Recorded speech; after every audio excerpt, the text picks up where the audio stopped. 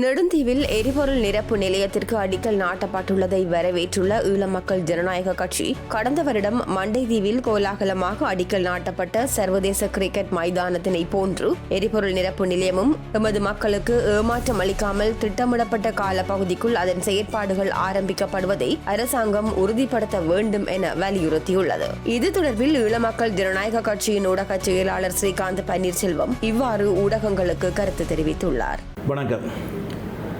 நெடுந்தீவிலே எரிபொருள் நிரப்பு நிலையம் அமைப்பதற்கான அடிக்கல் நாட்டு விழா நேற்றைய தினம் கோலாகலமாக இடம்பெற்றிருக்கிறது.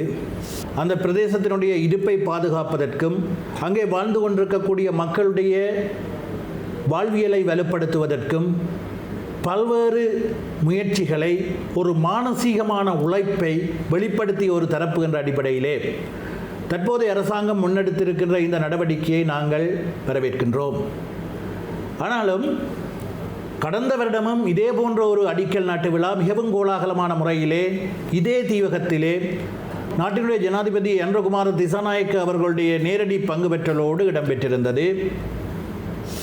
அதாவது மண்டைதீவிலே சர்வதேச கிரிக்கெட் மைதானத்தை அமைப்பதற்கான அந்த அடிக்கல் நாட்டு விழா இடம்பெற்ற பொழுது சொல்லப்பட்டது போன்று அந்த பிரதேசத்திலே ஒரு சர்வதேச கிரிக்கெட் மைதானம் உருவாகின்ற போது அந்த பிரதேசத்தினுடைய வாழ்வியல், அந்த பிரதேசத்தினுடைய தரம், அபிவிருத்தி, மக்களுடைய எதிர்பார்ப்புகள் எல்லாம் நிறைவேற்றப்படும் என்ற ஒரு எதிர்பார்ப்பு அந்த பிரதேச மக்களுக்கும் எங்களுக்கும் இருந்தது.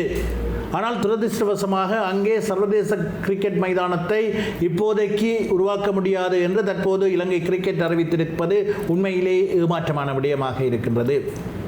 அவ்வாறு இல்லாமல் தற்போது நெடுந்தீவிலே உருவாக்கப்பட்டிருக்கின்ற அடிக்கல் நாட்டப்பட்டிருக்கின்ற எரிபொருள் நிரப்பு நிலையம் என்பது சொல்லப்படுவது போன்று 3 மாத காலத்திற்குள் அதனுடைய வேலைகள் நிறைவடைந்து மக்களுக்கு நன்மை கிடைக்கும் வகையில், மக்கள் பலனடையும் வகையில் அதனுடைய செயற்பாடுகள் முன்னெடுத்து செல்லப்பட வேண்டும் என்ற ஒரு வேண்டுகோளை இந்த இடத்திலே நாங்கள் பதிவு செய்து கொள்ள விரும்புகின்றோம்.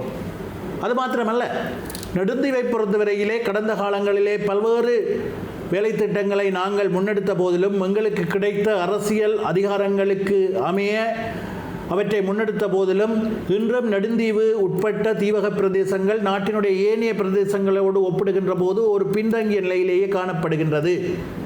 அவை முன்கொண்டு செல்லப்பட வேண்டும். அவற்றினுடைய வாழ்வியலும் வாழ்வாதாரமும் அபிவிருத்தியும் அடுத்த கட்டத்திற்கு முன்னெடுக்கப்பட வேண்டும் என்ற ஒரு பேரவா எங்களுக்கும் இருக்கின்றது.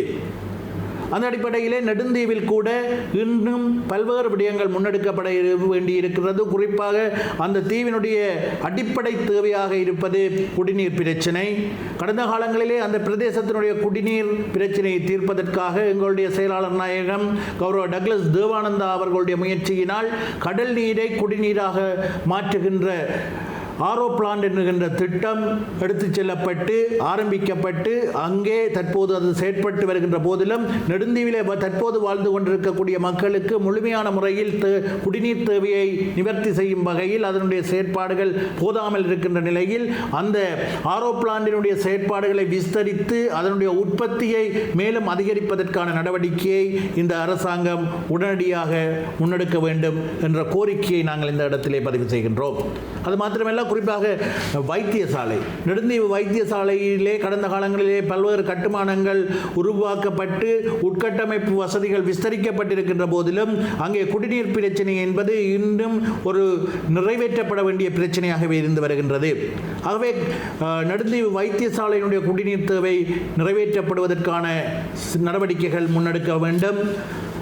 அதைவிட அங்கே காணப்படுகின்ற கிழக்கு பிரதேசத்திலே கடல் அரிப்பு என்பது ஒரு சவால் மிக்க விடயமாக அண்மை காலமாக மாறியிருக்கின்ற சூழலிலே அந்த பிரதேசத்தினுடைய கடல் அரிப்பை தடுப்பதற்கான உடனடி நடவடிக்கைகளை முன்னெடுக்க வேண்டிய தார்மீக அவசர கடப்பாடும் தற்போதைய அரசாங்கத்துக்கு இருக்கின்றது என்பதையும் இந்த இடத்திலே சுட்டிக்காட்ட விரும்புகின்றோம்.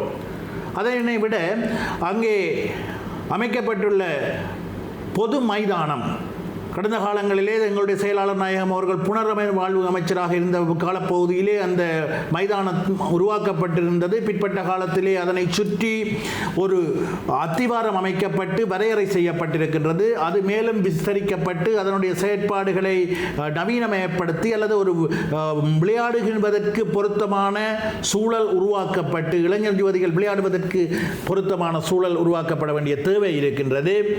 அதைவிட பனையின் நடுகை திட்டம், செயலாளர் நாயகம் அவர்கள் புனர்வாழ்வு அமைச்சராக இருந்த காலப்பகுதியிலே பனை அபிவிருத்தி சபையினூடாக அந்த பிரதேசத்திலே ஒரு மர நடுகை திட்டத்தை உருவாக்கியிருந்தார். அந்த மர நடுகை திட்டத்தின் அடிப்படையிலே உருவாக்கப்பட்ட ஆயிரக்கணக்கான பனை மரங்கள் இப்பொழுது வளர்ந்து பெரிய விருட்சங்களாக மாறியிருக்கின்ற போதிலும் அவை சரியான முறையிலே சீரான முறையிலே பராமரிப்பின்றியும் அந்த பனை நடுகை திட்டத்தை விஸ்தரிப்பதற்கான எந்தவித முயற்சிகளும் முன்னெடுக்கப்படாமலும் இருக்கின்ற சூழலிலே தற்போது பனை அபிவிருத்தி சபை ஊடாக இந்த அரசாங்கம் அவற்றை விஸ்தரித்து அதனை வினைத்திறனோடு கொண்டு செல்வதற்கான முயற்சிகளை முன்னெடுக்க வேண்டிய ஒரு தேவைப்பாடும் அங்கே காணப்படுகிறது. இவ்வாறு நெடுந்தீவை பொறுத்தவரையிலே நிறைவேற்றப்படுவதற்கு பல்வேறு தேவைகள் இருக்கின்றன.